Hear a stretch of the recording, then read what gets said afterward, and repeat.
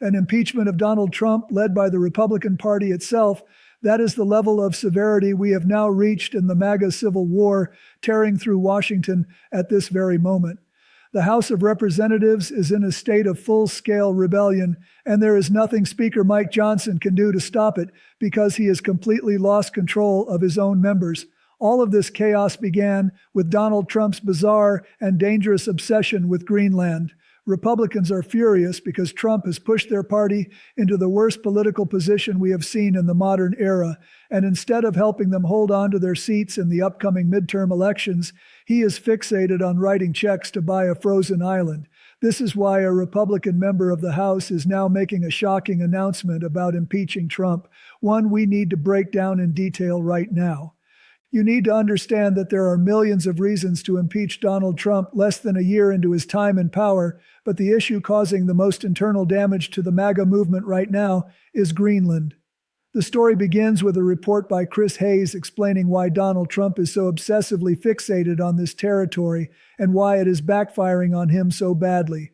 The factual basis for this entire drum-beating campaign is completely nonsensical, even at the most basic practical level, because there is no national security need that requires the United States to control a country that is already our ally within NATO. Greenland has been part of the U.S. missile defense system for 70 years, and in fact, we already have a military base there. I admit that I did not know this before, but you know how I found out? I found out because Vice President J.D. Vance visited that base last year, so I can guarantee he knows it exists, and he knows we do not need to buy the island in order to station troops there. But Trump wants it anyway, and it appears the only real reason is his psychological obsession with size. He essentially admitted this to the New York Times when he discussed Greenland through the lens of a real estate tycoon, focusing on the sheer amount of land it represents. When asked why he needed to own the territory in order to succeed, he said that ownership gives you things you cannot do with just a treaty or a lease. This is the mindset of a land speculator, not a statesman. He believes ownership provides advantages that cannot be achieved through alliance agreements alone, and that belief exposes a profound misunderstanding of how international alliances actually function in the 21st century. Another part of this story sounds too stupid to even bother analyzing, but we are forced to do so because it directly affects your wallet and your security. Donald Trump likes Greenland because of how it looks on a map. He stares at a map and exclaims, "Look how big it is and how strategically important it must be." This is a man with bizarre fixations on size and largeness. But as anyone who understands maps knows, that massive scale is entirely an optical illusion created by the Mercator projection as it attempts to display a spherical planet on a flat surface. As you can see from analyses by geographers like Jacob Noah, Greenland is indeed quite large, but don't misunderstand me. It is not the size of an entire continent the way it appears on the wall maps Trump looks at. I genuinely believe that this is why Donald Trump wants it, and that is a theory we have discussed at length on this program. It is depressing to say that our politics have deteriorated to the point where we have to think carefully about what kind of map we show the president, because his lack of basic geographic understanding is threatening to push us into a diplomatic crisis. We are standing on the edge of a geopolitical crisis unlike anything seen in the post-World War II era, one that could pull us out of a period of relative stability and drag us back into a world of territorial conquest. Donald Trump could blow up NATO at any moment, and of course that would be a feature, not a bug, for this administration. He genuinely does not understand how maps work, and now he wants to start a conflict because of it. This sounds less like the current president of the United States and more like a cartoon king from a Disney movie set 1,000 years ago. Ignorance has been a defining theme of this administration, and it has already taken us to some very dark places, but it will only get worse without intervention.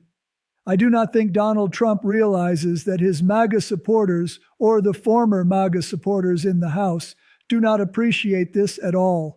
This is a man who ran on lowering the cost of living for Americans, then helped drive inflation higher, and is now telling the country that they must pay $1 million per Greenland resident so that Trump can acquire a territory to slap his name on, with no real strategic objective other than satisfying the ego of a would-be conqueror. Of course, Donald Trump believes he is governed only by his own morality on the world stage, and he is happy to do whatever he wants.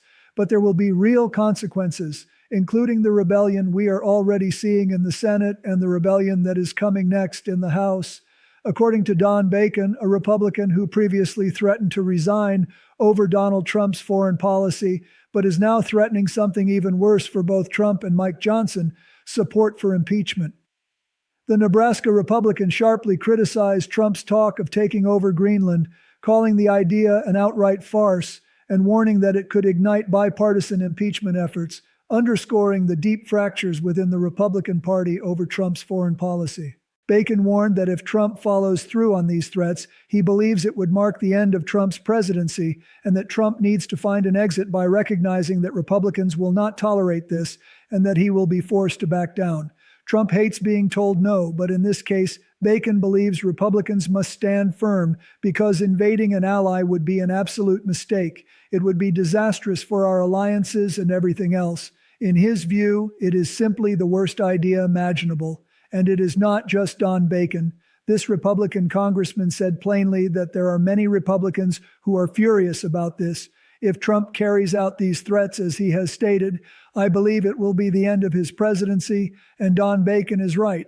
It would be the end for many different reasons. Now, do I necessarily believe that if Donald Trump were to invade Greenland, there would be a conviction vote in the Senate? I do not know at this point. Let's be honest. The Senate is a chaotic mess where Republicans have been bought off and paid, and they are terrified of Donald Trump. But the House of Representatives is a completely different story right now, and it would not only be the end of Donald Trump's term because of the looming threat of impeachment, but also because what is coming in the midterm elections would be a complete wipeout for Trump. But if we are even worrying about whether our fraudulent president might militarily invade an ally where we could simply station additional troops at an existing base, then perhaps we have already moved beyond the impeachment stage. Maybe we do not just need to talk about it out loud, maybe we need to act now.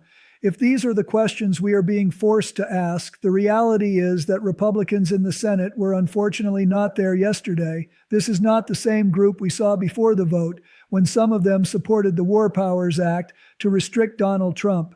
If there are Republicans in the Senate, long considered Trump's fortress, who are voting to limit his authority, then perhaps we have gone too far. And maybe that should be enough for all of you to recognize that the system is flashing red alerts. I honestly do not know how we ended up at this point, but I know one thing for certain. Trump has to acknowledge, he has to understand, even though I know he doesn't, or perhaps he simply doesn't care, given that he is now talking about canceling the midterm elections, that there are serious consequences to these actions. A man who ran on affordability cannot then raise prices and hand over piles of money to Greenland. That is not how the world works. But these fractures are deepening in a way that will once again create even more problems for Donald Trump, because the biggest issue with an impeachment, the biggest issue with all of these questions being raised, and the biggest issue with Mike Johnson being unable to control the House, is that we are now seeing all of these discharge petitions being brought to the floor. We are seeing votes take place that Mike Johnson never wanted to happen, and there is a reason he never wanted these votes. Why didn't he want votes on extending ACA subsidies, something Representative Lauren Underwood, one of the most effective lawmakers in the House, was able to force to a vote? Why was Mike Johnson so terrified of that?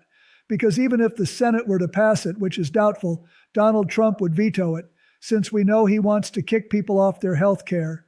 But why is it so damaging? First, it represents political weakness on the part of both Trump and Johnson, which is deeply embarrassing. Second, the real reason Mike Johnson does not want these votes is because they put his Republicans on the record, and that is just more fuel for Democrats to use against them. Often with these massive bills, that is the only way Donald Trump likes to pass legislation. He can stuff as much as possible into them, and then Republicans can claim, I didn't vote for that specific provision, I voted for something bigger. That is why they always include pay raises for service members, so they can later say Democrats voted against that beautiful massive bill, that they voted against raises for the troops. They pack all of that in to give themselves cover, but with these standalone votes, there is nowhere to hide. There is nothing you can say to avoid responsibility. Remember when the Senate held what is called a vote-a-rama, forcing bills to be read in full? Why do they do that? So that no senator can claim they didn't know what was in the bill. As we saw Marjorie Taylor Greene do, going on television after a bill passed, there is no longer an excuse to say, I didn't have time to read it or the bill was too big. By the way, your job is to read the legislation before you vote on it, but even Marjorie Taylor Greene, remember this, after that bill passed, said she did not realize it included provisions limiting the ability to regulate AI, effectively making it illegal for states to regulate AI. Pam Bondi and the Department of Justice are now saying they are going after states that want to regulate AI, AI that is environmental terrorism, AI that is driving up your electricity costs and the costs of the data centers it requires, AI that is pushing children toward suicide, AI that at this point resembles a pile of revenge porn garbage.